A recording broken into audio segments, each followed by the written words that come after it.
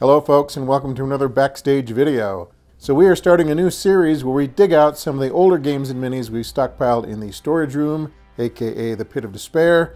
And today's OOP artifact is the Dust Tactics Allied Taskforce Joe Starter Set, the Premium Edition, which means the minis are already painted.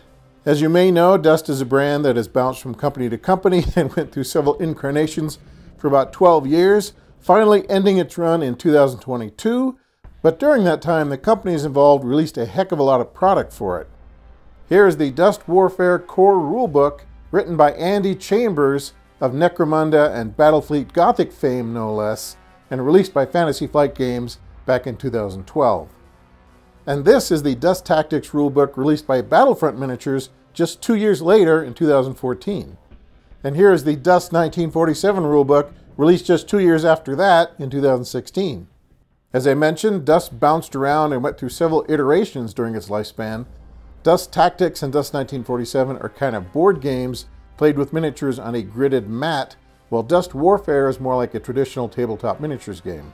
They are all, however, set in creator Paolo Parente's Dust universe, which features an alternative history World War II, where the Allies, the Axis powers, and the Soviets battle for supremacy with warwalkers, battle suits, and energy weapons powered by the newly discovered VK energy source, which is possibly of alien origin. So since Taskforce Joe is a Battlefront product, I think it might have been released around 2014 or 15. I've had this set for a while, and I think it was in the shrink wrap when I got it, though I might have picked it up secondhand. I cannot recall exactly. What I do know is we've never used these figures for anything yet. There was a brief window where we thought we were going to deploy them for Zone Alpha, but then the Russians invaded Ukraine in the real world, and the thought of playing scenarios in a post-catastrophe Eastern Europe didn't seem quite as enticing. Regardless though, these are some pretty cool World War II soldiers, so let's take a closer look at them. Alright, this must have been a new set because these guys are still in the plastic bags. Here is the paper battle mat with the squares marked off. So it's probably inaccurate to say that Dust is simply a board game in the square-based version, but it's not quite a miniatures game either, though the FFG rules did try to make it so. Here's the Dust Tactics rulebook that was included with the set.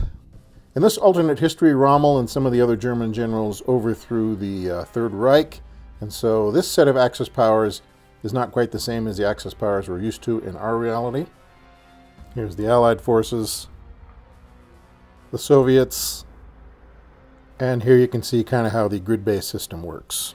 So that's Dust Tactics from around 2013. Dust uses these handy-dandy combat cards, so all the stats are right there. This is Bazooka Joe, he's the captain. Then here is the Pounder, the medium combat walker. The Bot Hunters Heavy Weapon Squad.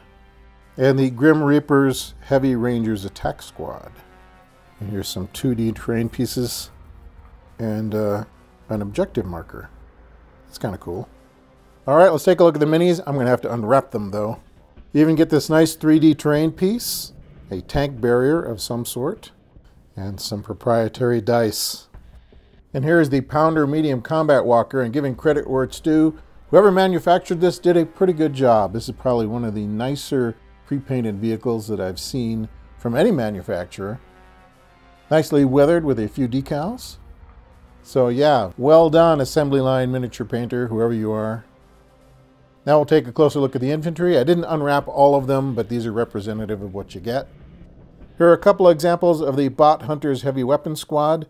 There's a guy with a bazooka, there's a guy with an automatic rifle, and then here's an old school plastic Cadian. I'm not sure if the new plastic Cadians are any taller, but as you can see, these two are a little bit taller than this guy here. Next we have Captain Joseph Brown, otherwise known as Bazooka Joe, and he has a grenade launcher. Next to him we have a Grim Reaper from the Heavy Rangers Attack Squad, and he's armed with dual Victory machine guns and a rocket punch, whatever that is. So I know not everybody's a fan of pre-painted miniatures, but sometimes, especially if they're well done, it is such a time saver to be able to just pull things out of the box and use them. So one thing Dust had going for them is when they committed to pre-painted, they did a decent job of it. Alright friends, I guess that's our look at Allied Taskforce Joe for Dust Tactics. It's an interesting relic of another game that has come and gone, but that's not to say you couldn't play it if you wanted to dig up an old copy of Dust Tactics. Or deploy these guys for some other weird war game that you might have on the shelf.